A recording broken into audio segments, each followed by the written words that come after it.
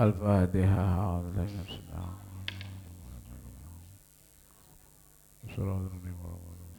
Bismillahirrahmanirrahim. Al-khamisu taikang nomor 5. Kuwi?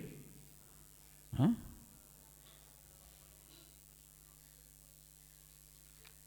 Oh.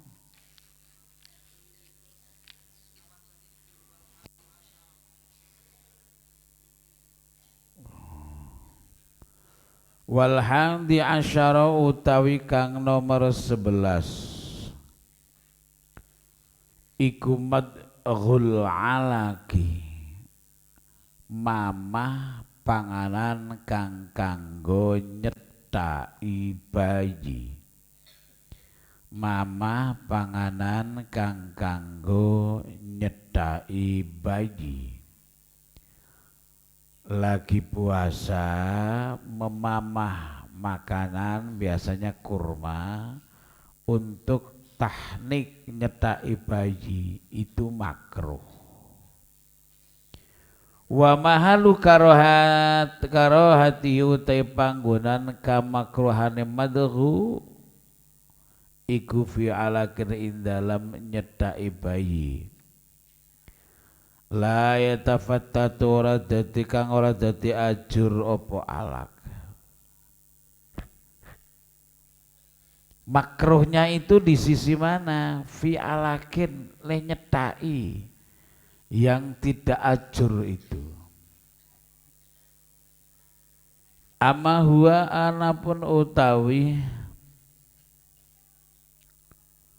madhu iku faya harum moko haram apa madhuhu oleh mamah ing alak. Le haram intayakona lamun ngeyakinaken sapa lamun sapa wong usula ba'di jirmi ing tumekane sebagian jirime alak ila jaufi marang wetenge man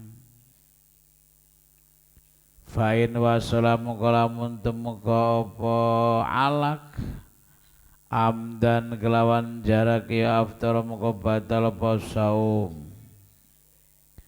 Bismillahirrahmanirrahim. Jadi memamah makanan untuk tahnik kepada bayi, nyethaki bayi itu hukumnya makruh. Ya. Tahnik bayi hukumnya makruh.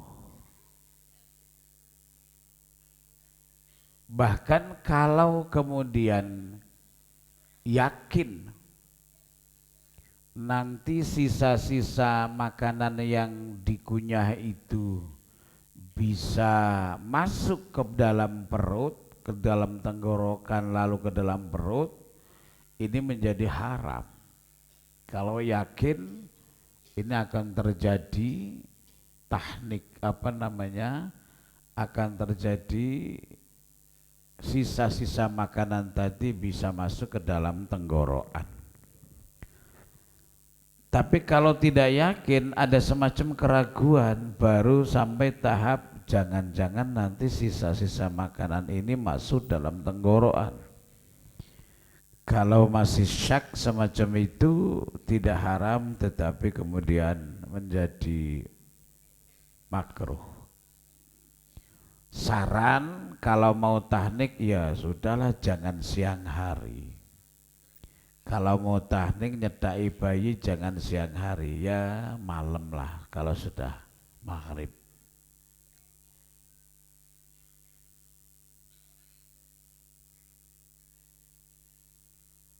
Bihilafi ma kelawan berbedane barang sirmaida syakain dalam mereka mamang sepeman awwasul utawa temuka apa ta'muhu rasane rasane bismillahirrahmanirrahim alak auraihu utawa ambune alak falaya durum mengkora bahaya apa wasolah wusul lianau karana temen sedene ta'mu au rehuhu iku mujawiran perkara kang nanggani.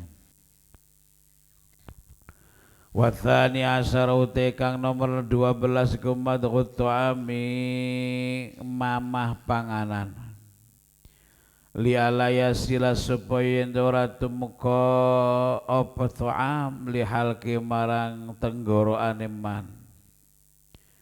Naam ya bener sani asar madghut tu'am ini tajalam butuh sapa wong ila madghi nahwi khubzin marang mamah sepadane roti litiflin kadwe bocah cilik ya lam yukrah mengko den makruhaken apa madghi nahwi khubzin.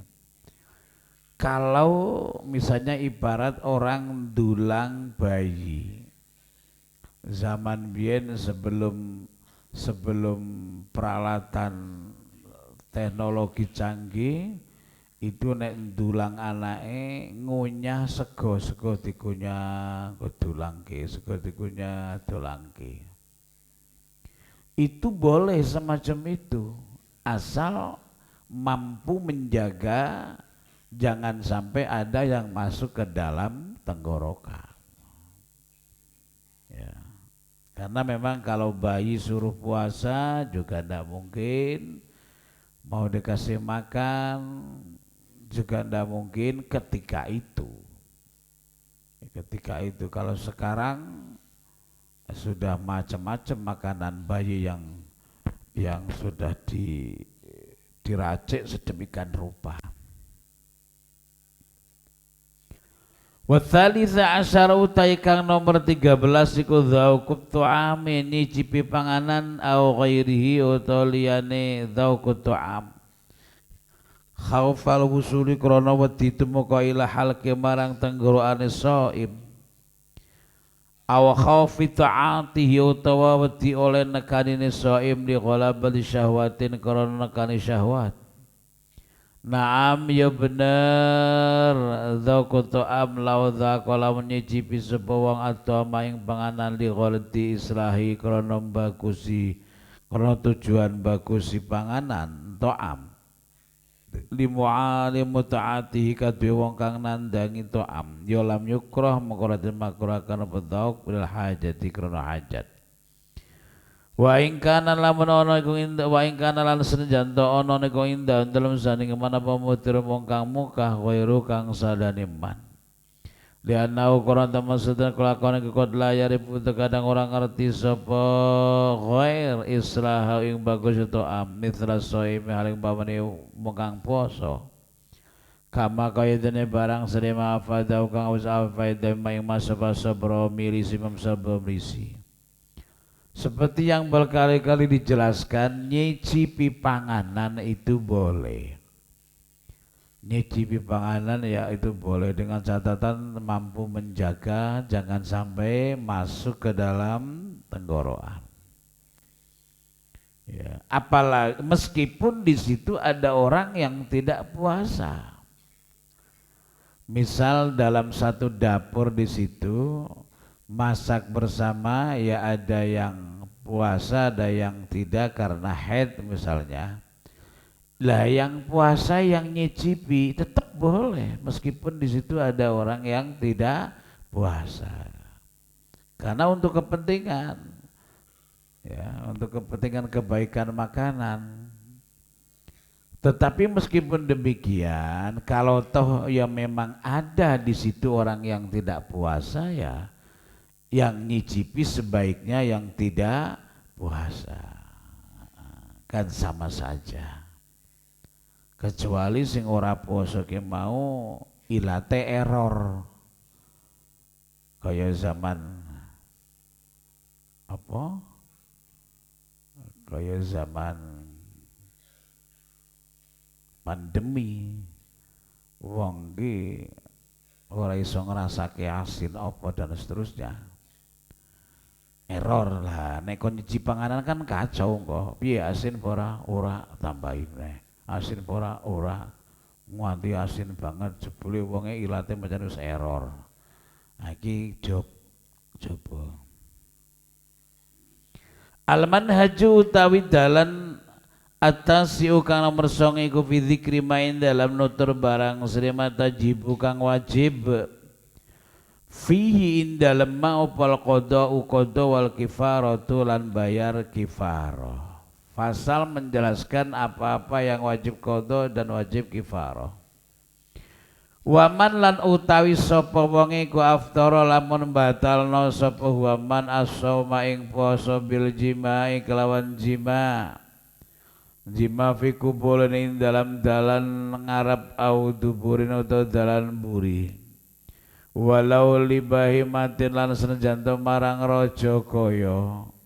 Walau ma'wujudi harqatin lan senajan seratane wujudi gombal blebet zakara cara saiki apa jenengane kondom lafah kang buntelaken kang blebetaken sapa wong ha ing hirqah den buntelaken den blebetaken ala zakarihi ngatasé zakariman min ghairi udrin saking tanpa udzur fa alai mangko iku wajib ngatasé man al qada utai qada wal kifaratu lan kifarah.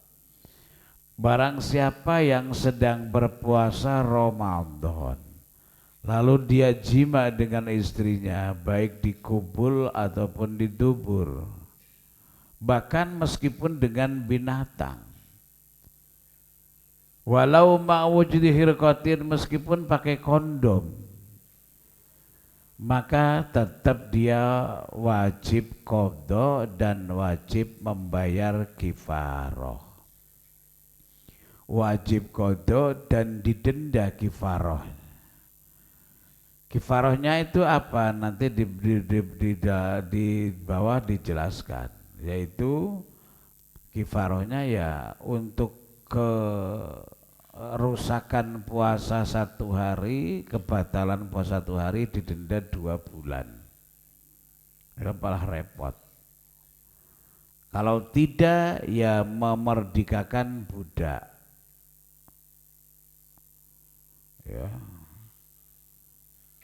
Malah pertama kali kifarahnya itu memerdekakan budak. Kalau tidak bisa kifarah.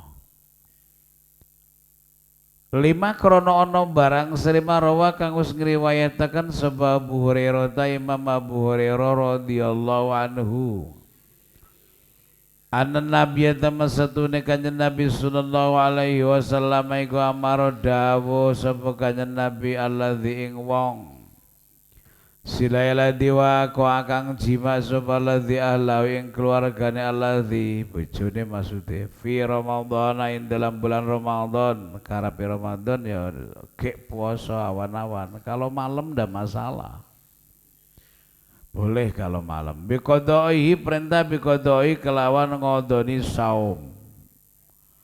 Wali anna ulan korona temen sedek kelakuan ku idza wajabain dalam malikane wajib opal qadau qada alal maridi ngatese wong kang loro wal musafir lan wong kang lungan. Wa huma hale utai marid lan musafir iku ma'dzurane wong kang den nguduri karone. Fa'alal mujami mongko iku wajib ing atase wong kang mongko utahe kewajiban ing atase wong kang jima iku awala lebih utama.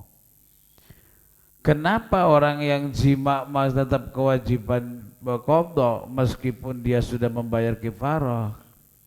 Masalahnya ibarat orang sakit, kemudian orang yang bepergian jauh saja itu wajib qada padahal dia adalah orang yang kena uzur.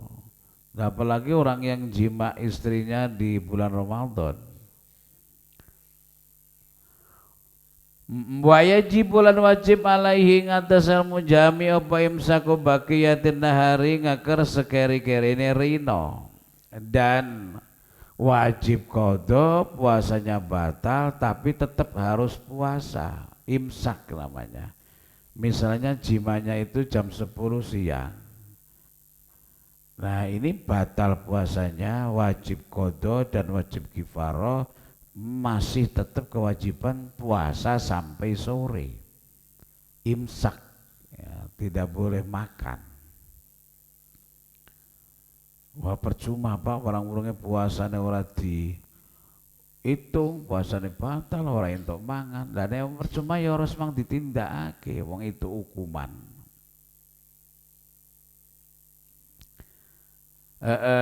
Bismillahirrahmanirrahim. Kenapa li'annau qarata masjidun al-mujami ku afdara batalake puasa sapa mujami bi ghairi udhrin kelawan tanpa udzur. Sebab dia membatalkan puasa dengan tidak ada udzur sama sekali. Ya, tidak ada udzur sama sekali. Kalau ada udzur boleh. Seperti apa udzur itu? Sakit yang menurut dokter itu tidak boleh puasa secara medis. Bisa tambah sakit muka, enggak apa-apa. Satu. Yang kedua ada udzur orang musafir misalnya. Asal keluar dari desanya sebelum subuh. Meskipun tadi malam sudah niat puasa dan sudah sahur, nanti di jalan dia boleh membatalkan. Misal ada orang Manggisan mau ke Jakarta, malam-malam sudah sahur, sudah niat, keluar dari Manggisan jam 3 malam sudah di luar Manggisan, sudah di Wonosobo. Ini nanti pagi-pagi bisa sarapan. Tidak dosa. Kenapa? Karena ada udzur mau bepergian jauh ke Jakarta misalnya. Cuma tetap wajib qadha. Sekali lagi dengan catatan perginya itu sebelum apa? Subuh. Sebelum subuh sudah keluar dari desanya. Ibarat Manggisan ya sudah lewat Kalianget lah. Sudah sampai Wonosobo, supaya sampai Wonosobo baru subuh. Tapi kalau subuh masuk waktu subuh baru mau berangkat atau sudah berangkat tapi belum keluar dari kampungnya, maka tetap dia harus puasa. Tapi untuk sekarang sih meskipun bepergian jauh nggak seperti zaman dulu. Zaman dulu kan naik onta, panas. Nah kalau sekarang naik kendaraan kadang ber-AC, nggak lemes. Ya, itu saja tetap diperbolehkan, tetap boleh. Tapi daripada kodok ki wegah, ya lebih baik puasa saja. Wafil kifaroti lan iku tetep bayar kifaroh salah satu akwalin utai telu piro-piro pendapat. Ahaduha utai salah sejenis salah satu akwal iku wajib apa kifaroh dunal mar'ati tudung wadon. Ya, tentang bayar kifaroh itu ada 3 pendapat. Pertama, yang wajib itu hanya suaminya saja. Istrinya tidak wajib. Li'annahu haqqun haqqu malin. Li'annahu qarata masatuhune.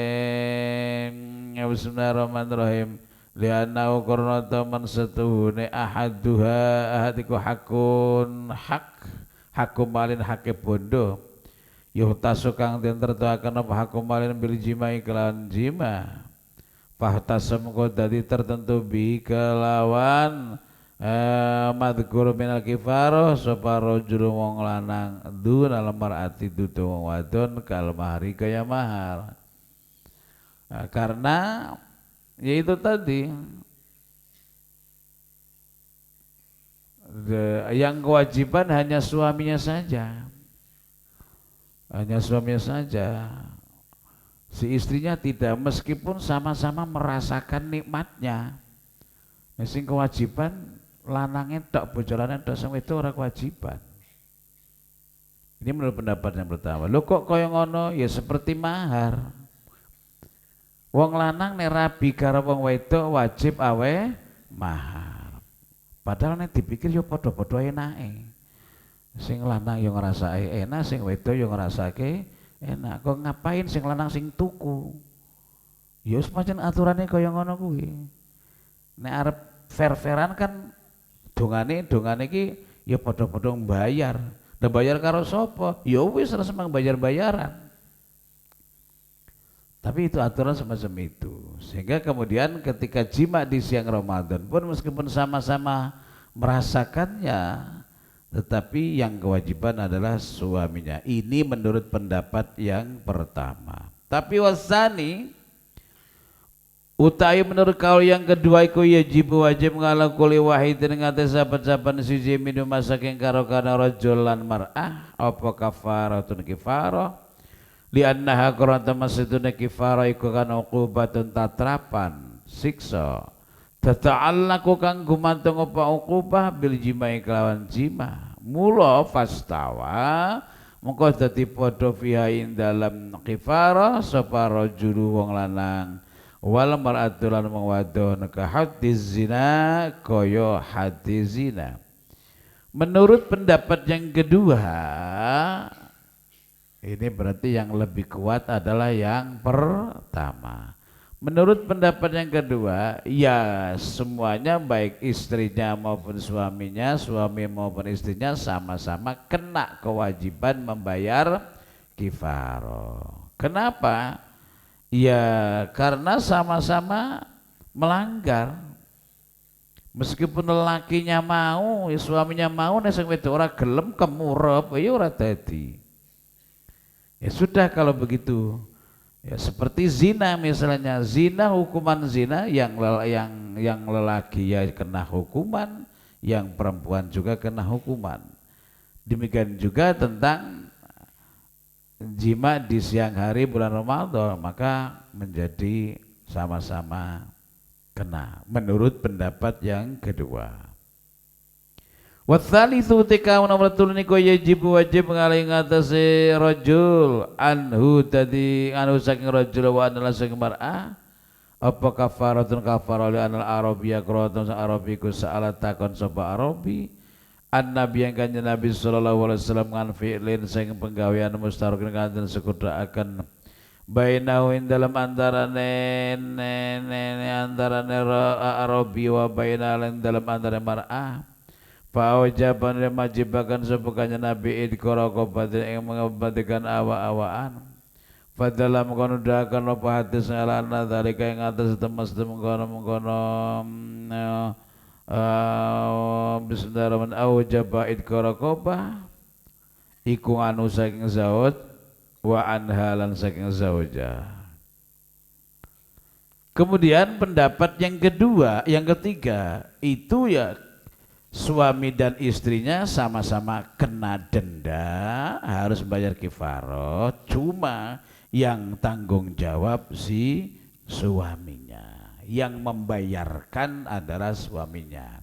Ya, ini jadi tentang orang yang jima ketika puasa bulan Ramadan siang-siang, kifarohnya itu ada 3 pendapat. Pertama, yang membayar hanya suaminya saja, istrinya tidak wajib. Karena disamakan dengan membayar mahar. Menurut pendapat yang kedua, ya sama-sama kena kewajiban membayar kifarah. Karena apa? Karena itu pelanggaran. Ketika pelanggaran maka ya keduanya menjadi kena hukuman semuanya. Maka menurut pendapat yang kedua, suami dan istri sama-sama wajib membayar kifarah. Seperti orang yang zina. Orang yang zina baik lelakinya maupun perempuannya sama-sama kena hukuman. Ini pendapat yang kedua, makanya keduanya wajib. Sementara yang ketiga lain lagi pendapatnya, kenapa? Keduanya wajib, cuma yang bertanggung membayarkan adalah suaminya. Wallahu a'lam. Fatihah.